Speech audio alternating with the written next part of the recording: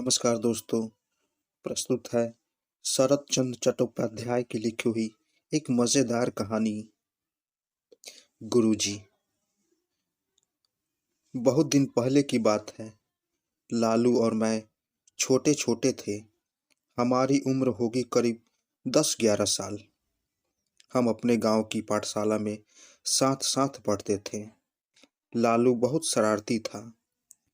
उसे दूसरों को परेशान करने और डराने में मज़ा आता था। एक बार तो उसने अपनी माँ को भी डरा दिया था।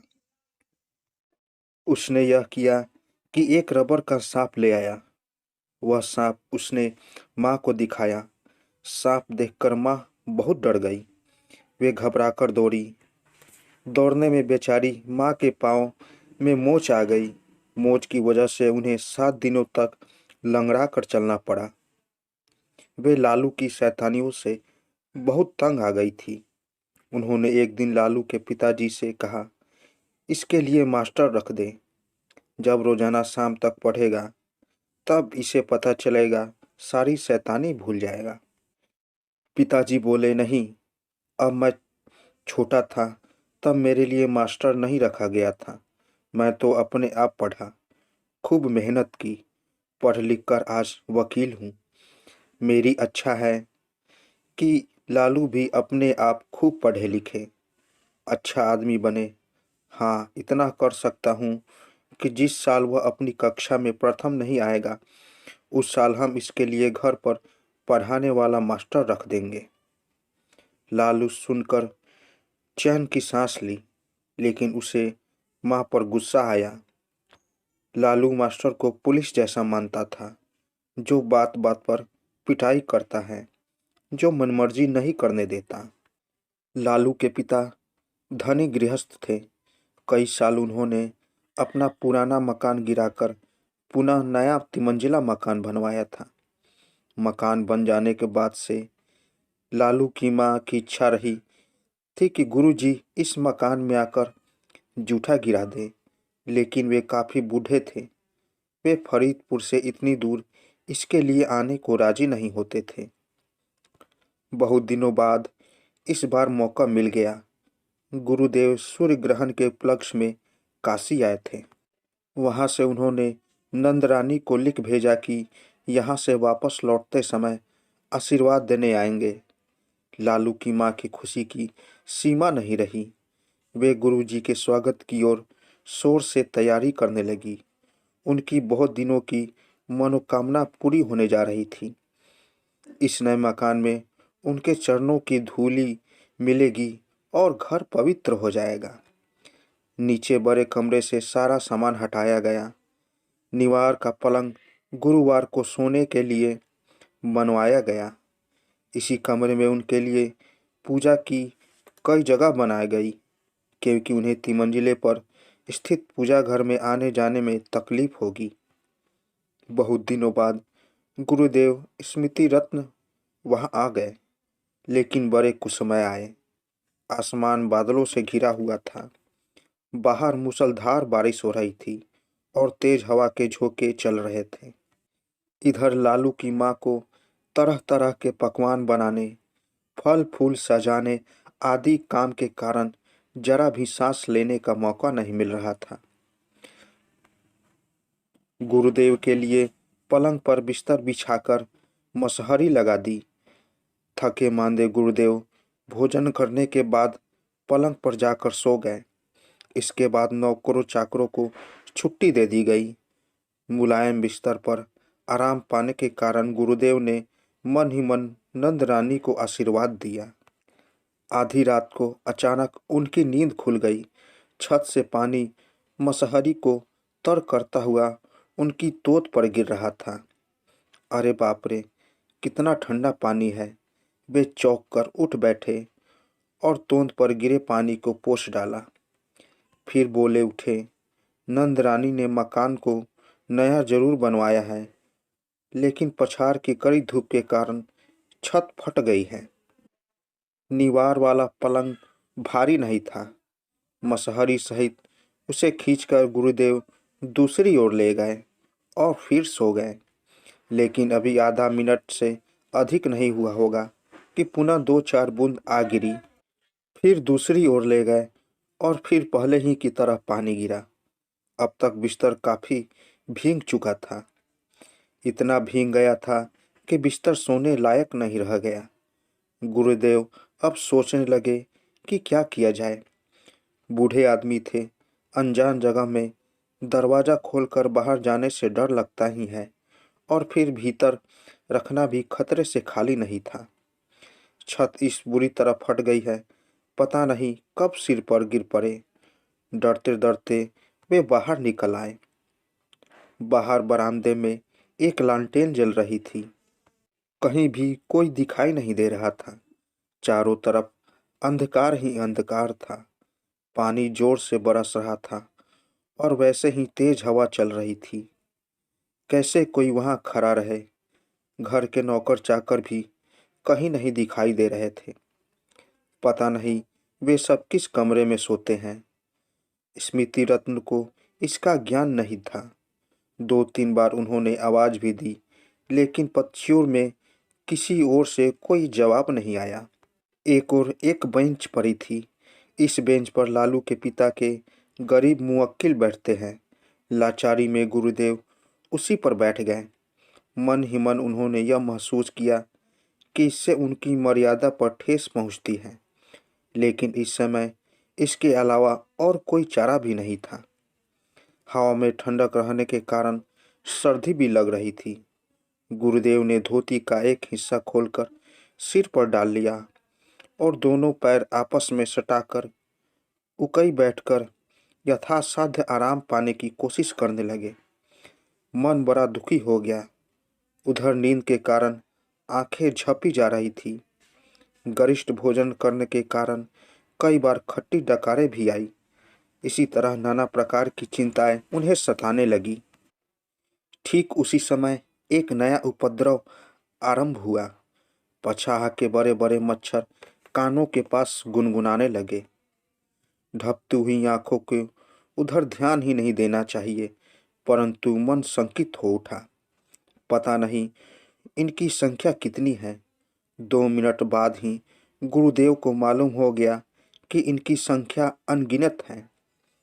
इस सेना की उपेक्षा करने वाला संसार में कोई बहादुर नहीं था। इनके काटने से जैसी जलन होती थी, वैसे ही खुजलाहट स्मृति रत्न ने तुरंत उस स्थान को छोड़ने में ही कल्याण समझा। वे वहां से कुछ दूर हट गए, मगर मच्छरों ने उनका पीछा नहीं छोड़ा।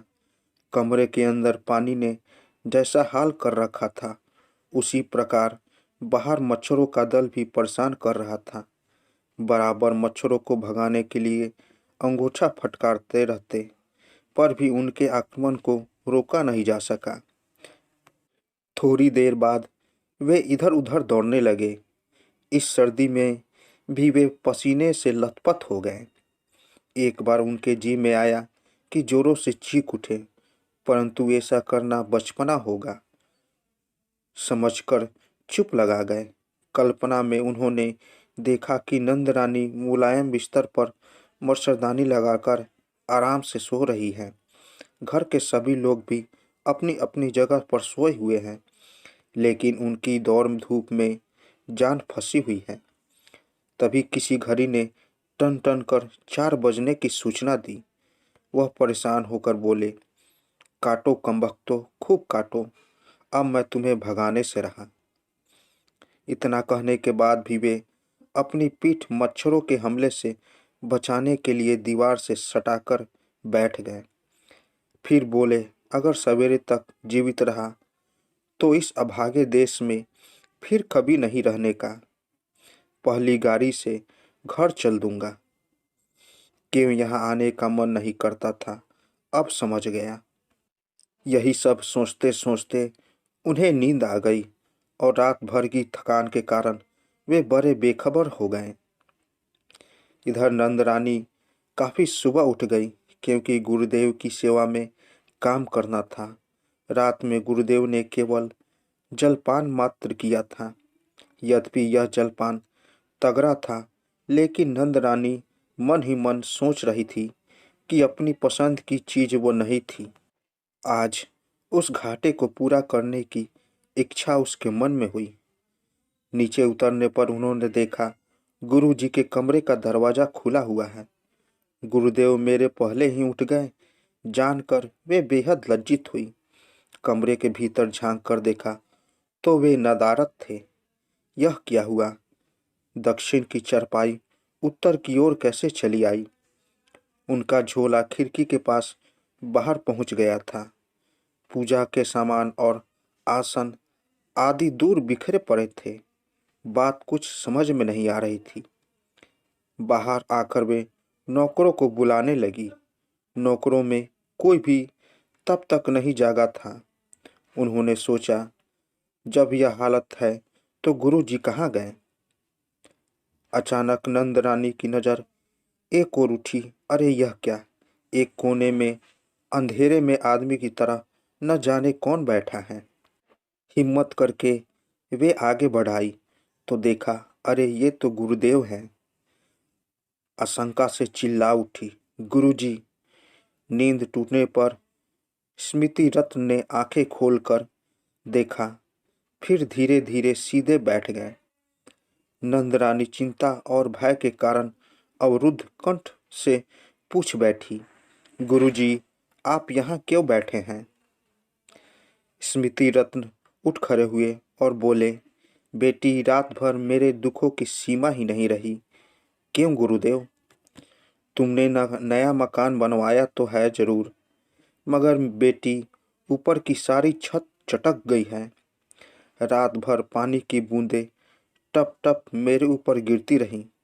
कहीं छत न गिर जाए इसलिए डरकर बाहर भाग आया, लेकिन वहां भी बचाव नहीं कर सका। टिड्डियों की तरह मच्छरों ने मेरा आधा खून पी लिया। बहुत दिनों से मनाने और आराधना करने पर गुरुजी यहाँ आए थे और यहाँ इनकी हालत देखकर नंद रानी की आंखें गीली हो गई। बोली, मगर गुरुदेव, यह मकान तो तिमंजिला है। बरसात का पानी तीन तीन छतों को पार करके कैसे गिर सकता है? कहते कहते अचानक नंद रानी रुक गई। उन्हें यह समझते देर न लगी कि कहीं इस कांड के पीछे लालू का हाथ तो नहीं है। वे दौड़ी हुई कमरे के अंदर आई तो देखा बिस्तर काफी भीगा हुआ है और मसहरी के ऊपर एक बर्फ का टुकड़ा कपड़े में बंधा पाया। अभी तक वह पूरा नहीं गल पाया था। पागलों की तरह दौड़कर वह बाहर आई। नौकरों में जिसे सामने देखा उसे चिल्लाकर कहने लगी, पाजी, ललुआ कहाँ गया? काम काज जहन्नुम में जाए। वह शैतान जहाँ मिले उसे मारते मारते पकड़ लाओ। लालू के पिता उस समय नीचे उतर रहे थे। पत्नी का चीखना चिल्लाना देखकर वे हैरान रह गए। उन्होंने पूछा, आखिर हुआ क्या? यह क्या कर रही हो? नंद रानी ने रोते हुए कहा, या तो ललुआ घर से निकाल दो, नहीं तो मैं आज गंगा में डूबकर अपने पापों का प्रायश्चित करूंगी। मगर किया क्या है उसने? बिना अपराध ही गुरुदेव की कैसी गति बना दी उसने। आओ, आकर अपनी आंखों से उसकी करनी देख लो। सभी अंदर गए। नंद रानी ने सब दिखाया और सुनाया। फिर पति से बोली, अब तुम ही बताओ कि इस शैतान लड़के को लेकर कैसे इस घर में रह सकते हैं। गुरुदेव की समझ में सारी बात आ गई। अपनी बेवकूफ़ी पर वे खिलखिलाकर हंस पड़े। लल्लू के पिता दूसरी ओर मुंह फेर कर खड़े हो गए। एक नौकर ने आकर उन्हें बतलाया, लल्लू बाबू कोठी में नहीं है। दूसरे ने आकर बताया कि वह मौसी के यहाँ मिठाई खा रहे हैं। मौसी ने उन्हें आने नहीं दिया। मौसी से मतलब है नंद रानी की छोटी बहन। उसके पति भी वकील थे। वे दूसरे मोहल्ले में रहते थे। उसके बाद 15 दिनों तक लालू ने इस मकान में पैर नहीं रखा। तो दोस्तों, कैसी लगी कहानी? अगर आप लोगों को कहानी अच्छी लगी हो तो मेरे चैनल को ज़रूर सब्सक्राइब करें और साथ साथ बेल आइकन को भी ज़रूर दबाएं ताकि मेरी कहानी सबसे पहले आप तक पहुँचे। तो दोस्तों, मिलते हैं एक नई कहानी के साथ एक नए वीडियो में। तब तक के लिए नमस्कार।